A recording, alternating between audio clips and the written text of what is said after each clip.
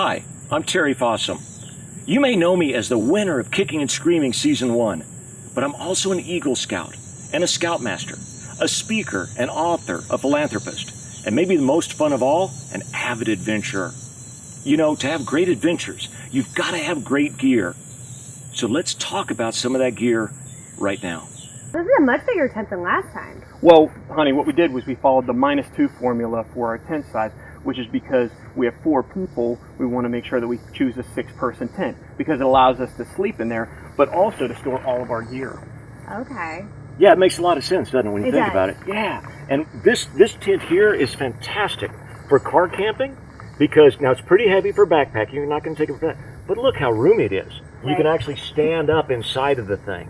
You got lots of room for your gear here, like you said. Now, backpacking tents are going to be, of course, shorter, smaller, lighter. A lot of them will have a vestibule, and I really like that. The vestibule is just the top that goes all the way down, but it gives you like an external bedroom where you can store your gear or your shoes, because I never, ever take shoes inside the tent, you know? Because if they do, you're going to bring in all your dirt and all that. You're going to start crashing the rest of your gear.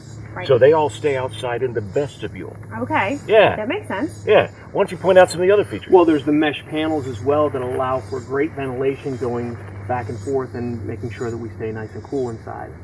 Yeah, now that's also important for, have you ever heard of, like inside a tent or a camper or something, how it gets just all wet? Yeah. Yeah, even maybe raining inside of the yeah. thing. Exactly. That's because it doesn't have enough ventilation. Because as we're breathing, water's coming out. Right. It's going to collect on the tent and start falling back down. Okay. So having this big mesh, like you said, is great, and especially with this rainfly here, to let that ventilation, that air go through. Okay. Now the great thing about this rainfly is you can take it off if you want. You've got all that mesh. You can actually lay in bed and be looking at the stars at night, which is so fun. But make sure you don't have a big dew area or you'll wake up soaked, and also that it's not going to rain at night. Okay. Now the point is, you never know if it's going to rain at night. So if you take this off, just keep it handy. So Okay. you're ready to throw it back on in the middle of the night if you have to. All right. Yeah. So there's some great features with this, including this one is more of about a 2-season tent. You'll hear some that are 4-season tents. So snow also. They're a little more hefty. But you notice here, the floor wraps all the way around and up. Now, why do you think that would be?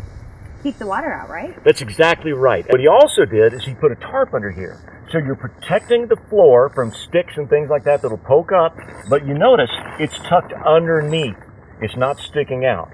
And that's really important. Keep the rain from collecting on that tarp and going underneath your tent. Right. Okay. And it was a lot quicker to set up, wasn't it? Absolutely, so much faster than my dad's old tent. Nice. Good. And honey, the other thing that was great about it was we have the pockets here to make sure we stay organized so things aren't all around and cluttering up the tent. And we have little loops on the top to make sure that our lights are in there. Cool. Yep. Very neat. A lot of great features to set you up completely for your next big adventure.